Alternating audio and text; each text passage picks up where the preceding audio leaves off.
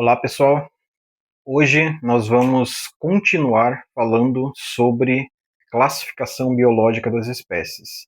Então, na primeira aula, a gente conversou um pouquinho sobre o conceito do que seria classificação das espécies, né?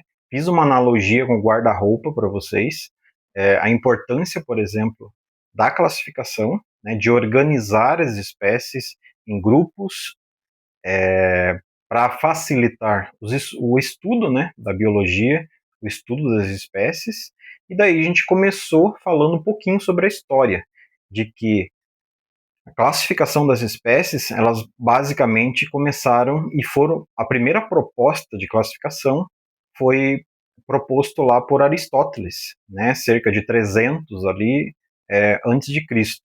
Então é bem antiga a primeira proposta.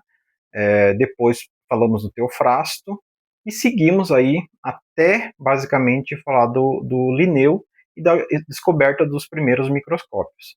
Então veja bem, a classificação biológica, conforme as descobertas foram descobrindo novos critérios, novas partes das espécies que não eram visíveis, por exemplo, não se sabia lá quando foi proposto as primeiras formas de organização, né, pelo Aristóteles e pelo Teofrasto, por exemplo, de que existiam células, de que as espécies eram feitas de células. Se imaginava, a partir de algumas experiências que eles devem ter feito, sem a utilização de ferramentas como os microscópios, por exemplo, com as lentes de aumento, e eles classificaram a partir de critérios que eles conseguiam ver, como, por exemplo, o movimento, as espécies que se movimentavam, né? Então, talvez o critério que foi utilizado foi espécies que se mexem, se movimentam, são animais, espécies que não se movimentam, ficam paradas, são plantas, e daí se misturou dentro desses grupos espécies que não eram nenhuma coisa nem outra, né? Por exemplo, como pegar um cogumelo, que hoje a gente sabe que é um fungo, porque tem características específicas de fungo, e colocar junto com as plantas. Posteriormente, como eu falei na aula passada para vocês, foi descoberto, foram sendo criados, né, ferramentas como os primeiros microscópios do Anthony Lewinck lá e depois do Robert Hooke, e foram sendo observados novas partes, né, das espécies, que elas possuem partes que eram parecidas, células, e a partir desses critérios, conforme novas descobertas eram feitas, essa classificação ela ia mudando, né? Então, a gente tem aí um pesquisador que foi muito importante para essa área da taxonomia, né, de organização, da classificação das espécies, que foi o Carlos Linneu, o Carl von Linné, que eu citei na aula passada. A partir desse período aí, por exemplo, novas descobertas também foram sendo feitas, novas teorias foram sendo criadas, como, por exemplo, a teoria proposta por Charles Darwin e o Alfred Wallace, né, lá em 1836, mais ou menos, né, com a publicação da Origem das Espécies. Isso foi um critério a mais.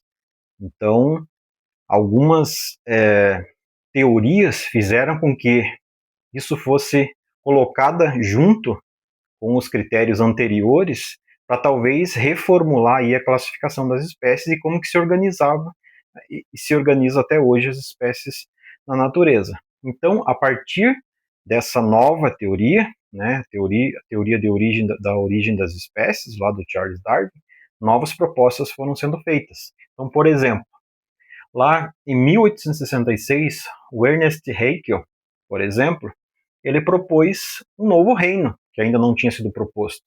Né? O Aristóteles tinha proposto dois reinos, que era o reino das plantas e o reino dos animais.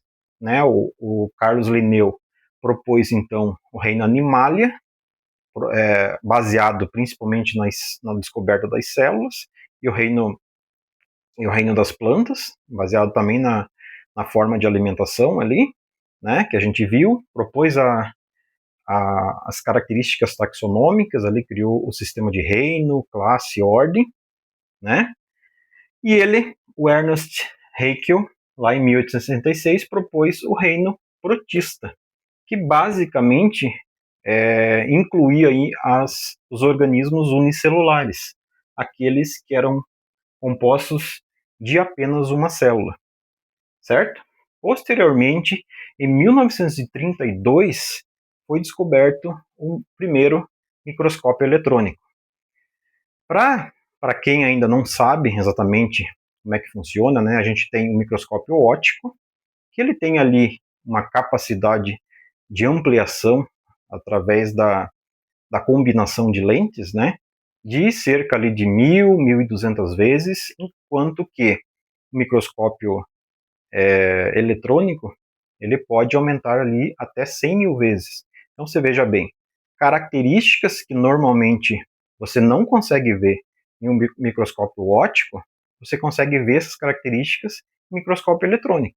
Então, se novas características e novas partes foram sendo descobertas, a tendência é que também essa forma de classificar ou de organizar também mude, né? Então, por exemplo, uma espécie que ficava num grupo, talvez depois que ampliou e com a descoberta dos novos microscópios, for sendo deslocada, colocada em outro grupo, que se achava que era um animal, talvez não é um animal, que se achava que era uma planta, talvez não é mais uma planta, né? Então foi sendo basicamente organizado.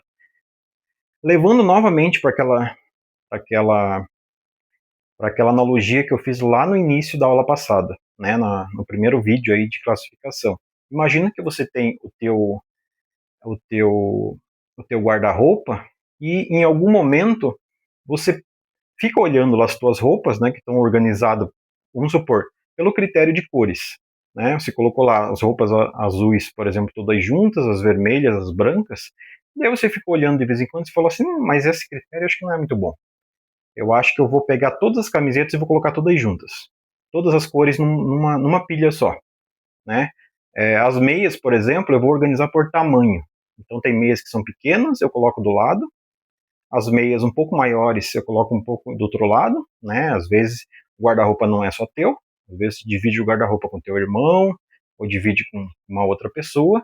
E daí essa organização também muda. E assim funciona também na ciência. Conforme as descobertas sendo foram surgindo, né, as novas descobertas, novas teorias, os critérios foram mudando também e as espécies foram sendo colocadas em grupos diferentes ou novos grupos foram sendo criados, tá? Então aqui, com a proposta do Ernest Haeckel, a gente tem até o momento a proposta de 3 reinos: o reino dos animais, o reino das plantas e o reino dos protistas, que no caso a proposta dele é que fosse todos os organismos unicelulares. Né? Com o surgimento do microscópio eletrônico, Herbert Copeland, em 1936, por exemplo, criou o reino Monera, propôs o reino Monera, o reino prototista, né? E metáfita e metazoa. Então, as propostas anteriores de reino animalia, reino das plantas, basicamente ele organizou todas as espécies do planeta, basicamente em 4 grupos, né, em 4 reinos. Reino Monera, onde ele colocava basicamente as bactérias, os organismos unicelulares. O reino protoctista, que incluíam os protozoários, né, que tem características específicas, e principalmente as algas. Tá? E daí o reino metáfita, que era onde ele incluiu as plantas, e o reino metazoa, que seria equivalente ao reino animal. Tá?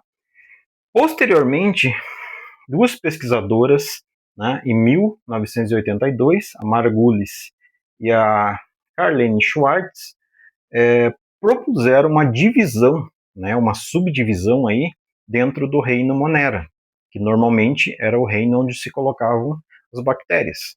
Então elas propuseram a criação de 2 domínios, basicamente. O domínio das árqueas, ou arquea, e o domínio das eubactérias, ou eubactéria, ou simplesmente bactéria. Tá? Então veja bem, o reino que tinha sido proposto Monera, que estavam as bactérias, foi subdividido em 2 domínios. Tá? o domínio das árqueas, que são bactérias que têm características muito específicas, como, por exemplo, a capacidade e a resistência de viver em ambientes extremos, como, por exemplo, regiões de temperatura muito alta, tipo regiões de vulcânicas, né, de 100 graus ou acima de 100 graus, regiões muito frias, abaixo de 80 graus, por exemplo, regiões onde tem uma quantidade muito grande de sal ou simplesmente muito ácido. Essas bactérias, elas se diferenciam das outras bactérias exatamente por essas características e algumas outras características, tá? Então, a partir da descoberta dessas características, essas duas pesquisadoras resolveram criar, então, esses dois domínios, que é o domínio das árqueas e o domínio eubactéria. E, por último, o USE, em 1977, criou o último domínio, tá? Que é o domínio eubactéria. Perdão, domínio eucária, que inclui todos os eucariontes, tá? A gente ainda não falou sobre células, mas o que são seres eucariontes? Seres eucariontes, normalmente eles são compostos de células que possuem núcleo, tá? E esse núcleo guarda, basicamente, o material genético desses organismos, tá? Essa é diferente de células procariontes e células eucariontes. As eucariontes, as células possuem núcleo, que normalmente protegem ali o material genético, e as células procariontes, o material genético não está protegido por um núcleo, né, que a gente chama de carioteca, uma organela ali que protege basicamente o material genético. Então, para a gente encerrar, a classificação das espécies que a gente usa atualmente, que você encontra aí nos livros de biologia, né, as espécies normalmente estão organizadas dessa forma aqui, certo? Então, elas estão organizadas em 3 domínios, que é o domínio bactéria, ou eubactéria, e o domínio das árqueas, tá? Então, esses aqui são 2 domínios. Esses 2 domínios aqui pertencem basicamente, né, a apenas um reino. Então, dentro desses 2 domínios, a gente tem um reino só, que é o reino Monera, que estão todas as bactérias. Só que a gente tem essa divisão aí de 2 tipos específicos, 2 grupos específicos de bactérias. As bactérias e as árqueas, tá? E daí um outro grande domínio, que foi criado lá em 1977, que eu citei para vocês, que é o domínio eucária. Então, todos os seres eucariontes, tá? Aqueles que possuem células eucariontes. E quais são eles? São os protistas, protoctistas, que são os protozoários e as algas, as plantas, e todas as plantas, né? Os fungos, o reino fungi, o reino plantê e o reino animalia, certo? Todas essas espécies aqui, elas basicamente estão ligadas biologicamente, né? E surgiram de um ancestral comum, assunto que a gente vai abordar mais para frente para a gente conseguir entender a relação biológica, a relação de parentesco, a relação genética entre essas espécies e como que essas espécies aí basicamente estão ligadas umas às outras através desses critérios biológicos aí que a gente está falando, certo? Então, resumindo aí para concluir a aula, a classificação das espécies, elas estão classificadas em 3 grandes domínios: domínio eucária, tá? Onde estão todos os seres eucariontes e inclui 4 reinos: o protoctista, o reino plantê, o reino fungi e o reino animalia, tá? E 2 outros domínios, que é o domínio das árqueas e das bactérias, ligadas basicamente, dentro desses 2 domínios a gente tem o reino Monera, tá? Não se utiliza muito mais o reino Monera, mas para efeito aí de estudo ele continua válido. A gente pode dizer que ainda a gente tem todas as espécies do planeta organizado em 5 grandes reinos, tá? E 3 grandes domínios.